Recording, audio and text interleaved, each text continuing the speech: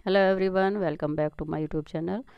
सो dear students, आज हम start कर रहे हैं पोएम का first chapter dust of snow. इसके राइटर हैं यानी कि पोइट हैं इसके रॉबर्ट फ्रॉस्ट। तो इस तरह की परीक्षा में 4 लाइनें पोएम की दी हुई होती हैं और उनसे क्वेश्चंस सिलेक्ट करने होते हैं। तो आज हम उन्हीं पोएम को पहले थोड़ा सा आपको समझा देते हैं, इसके बाद इसी पोएम में से जो क्वेश्चंस आंसर आ रहे हैं उनको हम आपको बताएंगे। तो ये हमारी डस्ट ऑफ स्नो जो पोएम है, इसमें कवि क्या कहता है कि डस्ट ऑफ स्नो का मतलब होता है बर्फ़ की फुहार। तो एक छोटी सी कविता है जिसमें यह वर्णन किया गया है कि साधारण क्षण भी बहुत अधिक महत्वपूर्ण, यानी कि कोई छोटा सा एक पल है, क्षण है, वो हमारे लिए बहुत महत्वपूर्ण होता है। और यहाँ पर इस जो पोयम में हेमलॉक वृक्ष के बारे में बताया गया है और एक बताया गया है क्रो के बारे में। तो क्रो मीन्स कौवा है और हेमलॉक एक वृक्ष है। तो वो जो कौवा है और ये हेमलॉक ट्री है, वो कौवा इस ट्री के ऊपर बैठा हुआ है। अब कोए को और हेमलॉक ट्री को, दोनों को ही क्या नेगेटिव माना जाता है।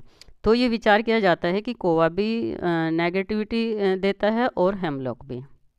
तो यहाँ पर कवि ने इस बात को बताया है कि कवि का पता नहीं मूड किस बात पर ख़राब था, अच्छा नहीं था। तो वो इसमें यही बताते हैं कि जैसे ही वो कौवा हेमलॉक ट्री पर, यानी कि दोनों नेगेटिव चीज़, जब वो उस पर बैठता है तो बैठने से जो पेड़ पर फुहार होती हैं, कोवे के बैठता है तो उस पे पेड़ पे बर्फ़ की जो फुहार होती हैं वो हिलती हैं और वो फुहार जो है कवि के ऊपर गिरती है।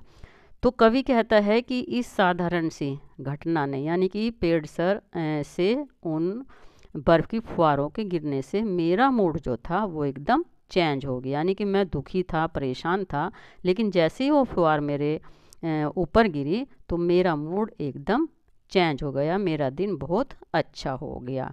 तो इसीलिए कवि कहता है कि जीवन का जो एक साधारण सा भी पल होता है वो हमारे लिए बहुत इम्पोर्टेंट होता है। अब देखिए इसमें क्वेश्चंस पूछे गए हैं। तो पहला क्वेश्चन है who was sitting on the tree.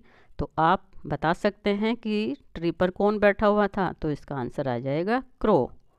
Second question है where was the poet standing. अब कवि कहाँ पर खड़े हुए थे। तो कवि कहाँ पर, हेमलॉक के ट्री के अंडर थे। तो इसका आंसर आ जाएगा under a hemlock tree, right. Next है what is the dust of snow. मैंने अभी बताया है कि यहाँ पर what is the dust of snow का क्या मतलब है। तो यहाँ पार्टिकल्स ऑफ क्ले है या particles of plants, particle of sand. तो क्या बताया था अभी, पार्टिकल ऑफ स्नो यानी कि बर्फ़ की ठंडी फुहार। अभी मैंने जो आपको इसका पोइट का नाम बताया था। अब देखिए इस क्वेश्चन में पूछा गया name the poet of the above lines. तो ये जो लाइन दी हुई है इनके जो पोइट हैं वो कौन हैं।